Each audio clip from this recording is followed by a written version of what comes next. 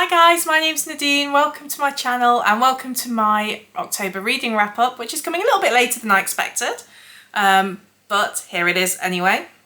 So October was a really good reading month, mainly thanks to Victober, but yeah, I've got a lot of books to talk to you about. The first book isn't a Victober read, but it's the only one that isn't. And it was The Pumpkin Spice Cafe, I don't know if you can see that, by Laurie Gilmore. This is the first book in a new series, a romance series, which is very much out of character for me, but I was seeing this everywhere. And it was 99p on Kindle, so I thought, I'm in the mood for something autumnal. I mean, it doesn't sound much more autumnal than that, Pumpkin Spice Cafe, so I'll give it a go. So it follows a woman called Jeannie, who is ready to leave the city and her job there after something happens. And she's gifted the cafe by her aunt, who's ready to retire. So she up sticks, she moves to this sleepy little town of Dream Harbour, ready to start this new life. But things start to go wrong very quickly. And it becomes apparent that perhaps somebody's not too happy about her being there, and there might be a bit of sabotage going on. So that's kind of like the mystery element of the story of what's going on, why, who. She also very quickly meets a man, a pumpkin farmer called Logan. And although they are instantly attracted to each other, for their own separate reasons, they're trying to avoid each other and, you know, what that would entail. So yeah, there's that going on as well. So I have to say, I really enjoyed this book, quite a lot actually. The mystery element wasn't a massive mystery. It was fairly apparent, I think, quite early on what was going on, but that didn't really detract from my enjoyment of the book. And I quite enjoyed the romance element of it too. So much so, in fact, that I have actually pre-ordered book 2, which I think is out, I want to say August next year. So yeah, I'm looking forward to that one. And really good read. I would recommend it. It was like a little pumpkin spice shot straight into my brain. So that was good. The next book that I read, then going into Victober, was Lady Audley's Secret by Mary Elizabeth Braddon. So Lady Audley, I forget what her actual name was, or her first name. I want to say Lucy, but I might be making that up. So I'm just going to call her Lucy for now. So she was a poor governess in this small town, but she kind of epitomised everything that was desirable in a woman in Victorian times. So, you know, she was very delicate and demure and beautiful and accomplished and kind. And so she quickly comes to the attention of Lord Audley, who then courts her and marries her. And so Lady Audley is then enjoying her new station in life and her riches, and then somebody turns up from her past with the power to bring it all crashing down around her. So yeah, you find out what her secret is very early on, but I won't tell you what it is because that's part of the fun of the book. And it all becomes a case of what will she do to protect what she now has, and what's going to happen, like, you know, is she going to be found out, is she not? So yeah, this was a real page turner actually. I couldn't put it down. I thoroughly enjoyed this. I can't wait to read more by Mary Elizabeth Braddon. There's quite a few books out there though, so if you do have recommendations of which one I should go to next, do let me know, because I'm very eager to carry on reading more by this author. After that, I went into Uncle Silas by Sheridan Le Fanu.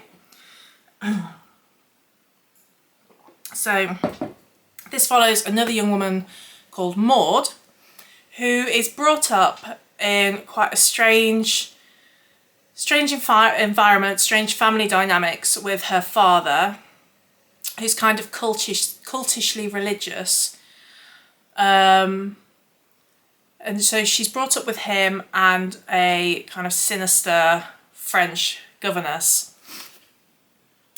Then something happens and she is shipped off to live with her uncle, who has been estranged from the family for her whole life. So she doesn't know him. And it's kind of a case of out of the frying pan into the fire. So I was really looking forward to reading this. It was one of my most anticipated reads for Victober. But unfortunately, I have to say, I found chunks of it quite boring. There were some parts that I really, really enjoyed, which kind of brought up my overall rating for this book to sort of just above average. I feel awful saying it because I know a lot of people really, really love this. But yeah, I found a lot of it quite dull, and I ended up having to audiobook chunks of it just to sort of get past those parts. Also, the character of Maud I found irritating at times. So I know that she was brought up in a very isolated way, but I don't know, her naivety I found to be quite grating at times. And I mean, she was bordering stupid, it has to be said. But yeah, anyway, it's read, and I would read more by Sheridan Le Fanu, but I don't know when, and I don't know what. But yeah, it hasn't put me off the author, but it wasn't what I anticipated it to be, if that makes sense. So there was that. Next, I picked up this Selected Poems by the Brontes.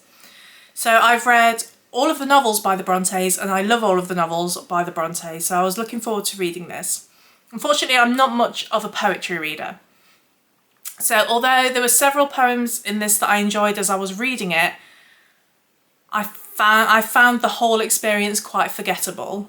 And there's none that I could really pick out now to tell you about. Like, there's nothing that's really stuck in my mind.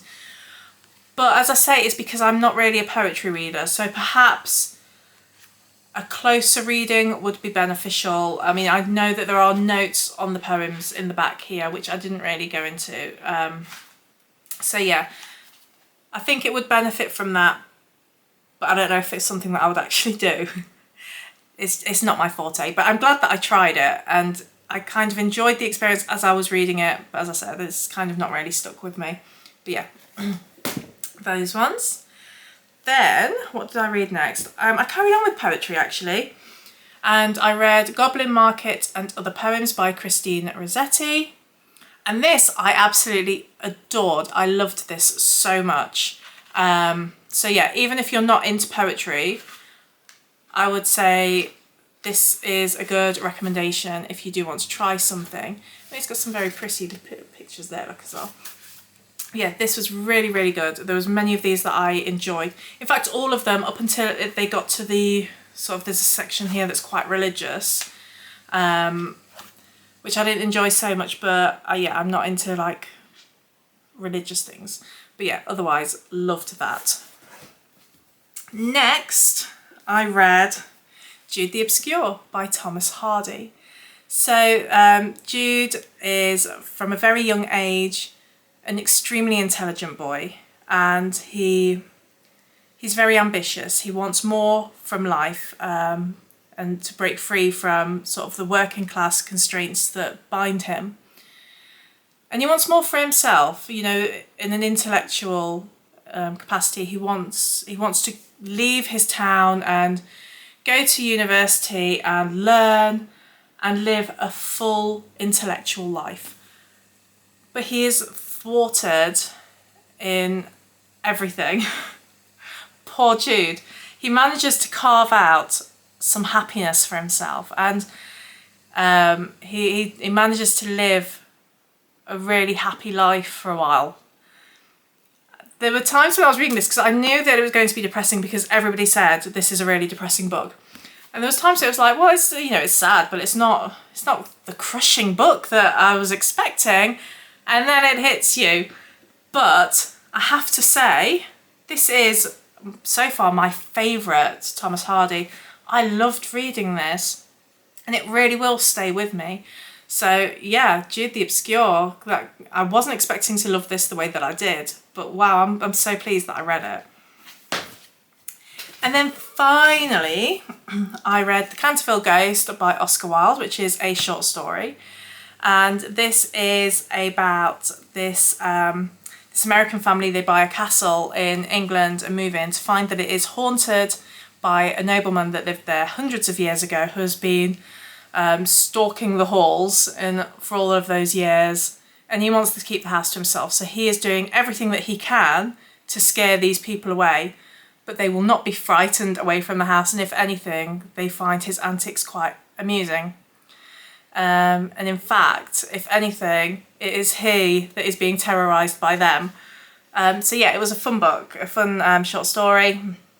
I really enjoyed it. Oscar Wilde, as always. Everything that I've read by Oscar Wilde so far, I've really, really enjoyed. So very, very successful read there. So that was everything. That was everything that I read in October. So yeah, some that I loved, some that were okay, but nothing that I outright hated. And I would say it was a brilliant reading month. Oh gosh, I nearly dropped everything.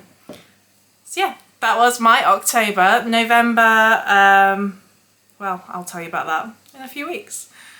But yeah, that is everything. Thank you very much for watching, and I will see you in my next one. Bye!